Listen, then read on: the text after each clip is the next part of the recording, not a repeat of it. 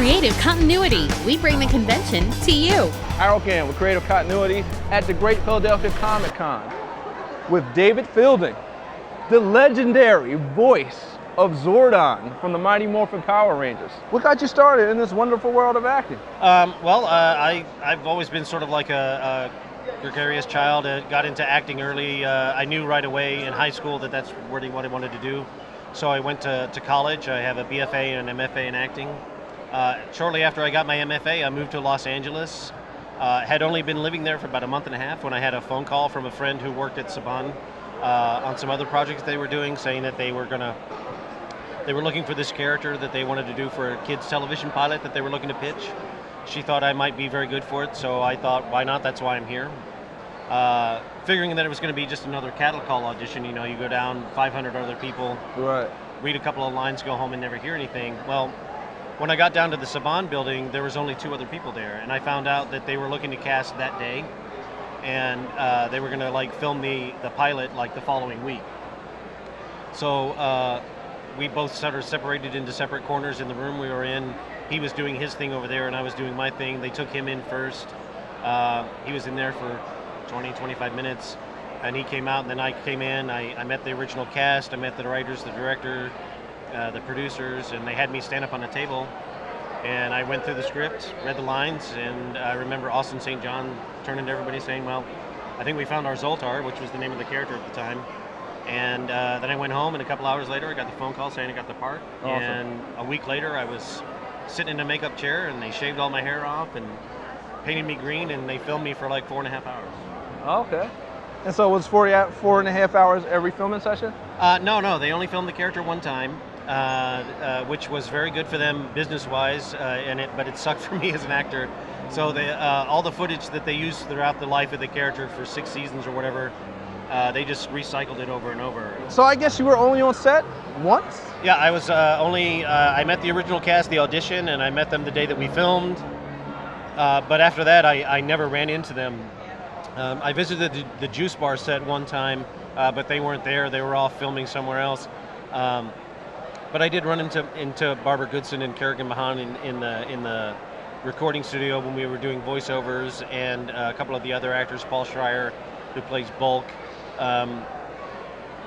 But we never really crossed paths. So it was very disappointing from an acting standpoint to be a part of something like this, but not to feel very connected to it. Right. Yeah. Yeah, and that's unfortunate because the fans, we all kind of just thought that Zordon was in every episode. Yeah, I get that a lot. Some fans think that, we lived in the same neighborhood and like went to dinner parties together and stuff like that, but it's like, I lost touch with them.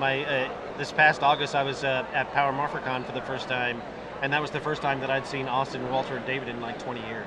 So I see that you're part of a No Hate campaign. Now, Yep. What exactly is that? No Hate is a campaign that was started by Adam Buska as a anti-discrimination, anti-bullying campaign, which I'm very a strong supporter of. And I think that's a message that's in the show as well, that to be kind to people and don't judge them for whatever aspect of life that they're going through, and to stand up for each other and to be kind. So that's something I'm fully supportive of. There was this controversial, all over YouTube, was this remake of the Power Rangers movie. It was very gritty, very violent. The action to me was very good.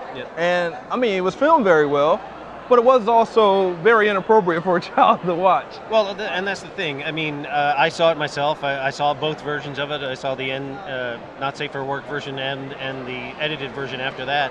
And while the teenager in me was like, "Wow, that's really cool," because it was done very well. Very well, yeah. It was filmed very well.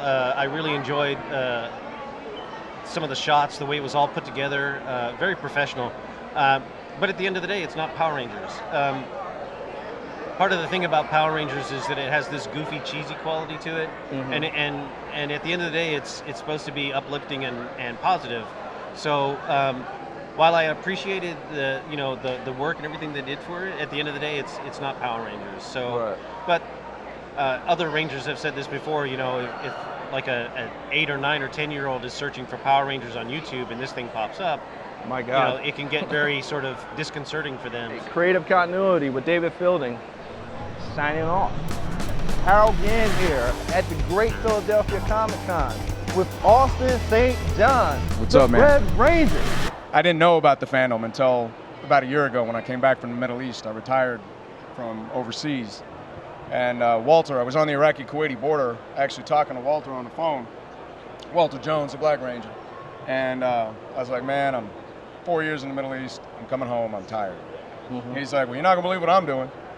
And he told me about this. And I thought it was insane. I was like, it's been 20 years. Who cares? I don't think they care. Who's going to care anymore? Wow, man. And I was wrong because all of y'all still care. And so I came back, and for a year now, one show, I was going to do one convention. Turned into 22 conventions and a global tour.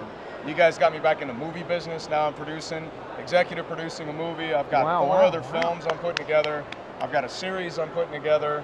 So the next 2 years, if you're on my social media, you're about to see all kinds of announcements. That's awesome. And that's all because of you guys. I heard that you quit high school and went into full-time acting. Is that? Yeah. I was a high school kid with attitude. I dropped out of high school to take the job, to be a high school kid with attitude.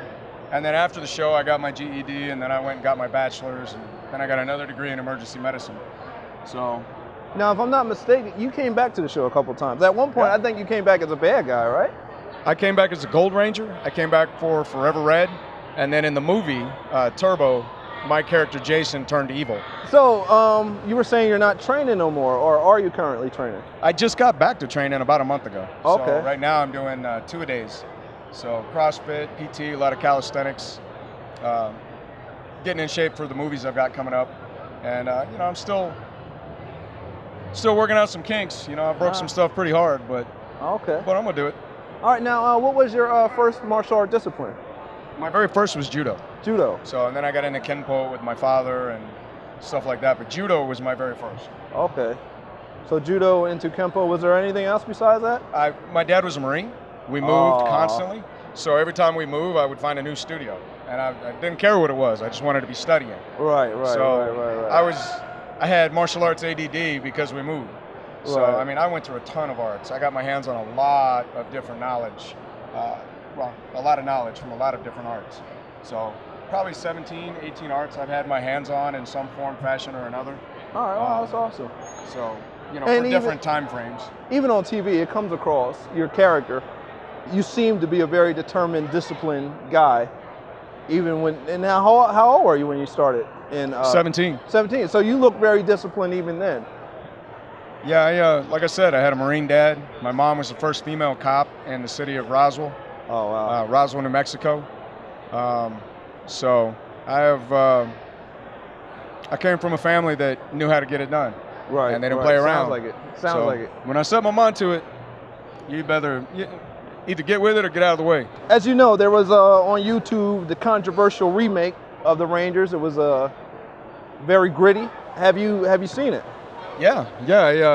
I wasn't going to put anything up on it for quite some time. A lot of the Rangers had made their comments on it and stuff, and I like to let the hype go by. I'm not into hype. But I got hounded so much on my page. Right. People were like, "What's your opinion?" And so I pretty much left my personal opinion on it out, because what I saw visually was a well-executed, extremely well put together, well-directed, well-acted piece of work. Right. And I had to respect that man had his vision. Right. And just like any one of us has a right to have our own vision, he not only had his, but he made it a reality, and he put it together.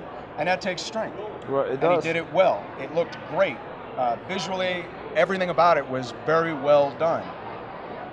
Do I agree personally with Zach doing cocaine and people getting shot in the head? Right. That's not my personal vision. Right. But I'm not going to damn it because that was his vision. Right. And he's got a right to have his own vision. Okay. So I'm not going to put heat on him. It's not how I would have done it, but I can respect what he did. Hospitals in Hong Kong are running low on medicine to fight a bad flu outbreak, and it might be a week before they get new supplies. Game's over. But as CCTV's Kathy Yang reports, the city is telling people there is no cause for alarm.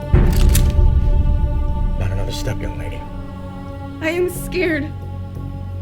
I know. It's a post-apocalyptic kind of thriller. It's called Survival's End of the world.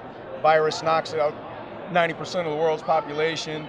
People are struggling to survive, and There's some horrible twists in there. It's going to be a really good thriller. And I was just talking with the director. We are going to do an alternate ending for the fans. So we're going to do his true vision because he wrote it. Right. And keep it clean. But then we're going to do at the end. I can't tell you what happens at the end. Okay. I'm going to tell you it's intense. Awesome. And we're gonna put together a whole fight scene at the end, just so that the fans can see that I still got it. That's what's up. That's what we want to see too. And how can we find out more information about that? Go to my Facebook page. Okay. If you Google me, go to Austin St. John, or my Twitter account, ASJ Austin, and or go to Survival's End on Facebook. That's the actual Facebook page we've got up. And you can find all sorts of information, links to my YouTube where I've done teasers and survival videos. You can see all sorts of information I've got out there for it. So you should definitely check it out. This is Austin St. John, the original Red Ranger. I'm here from Herald. We are talking about creative continuity because you know what you're watching right now. And we're about to piece out this joint because we just did it. We just got it done. Morphin' time, suckers.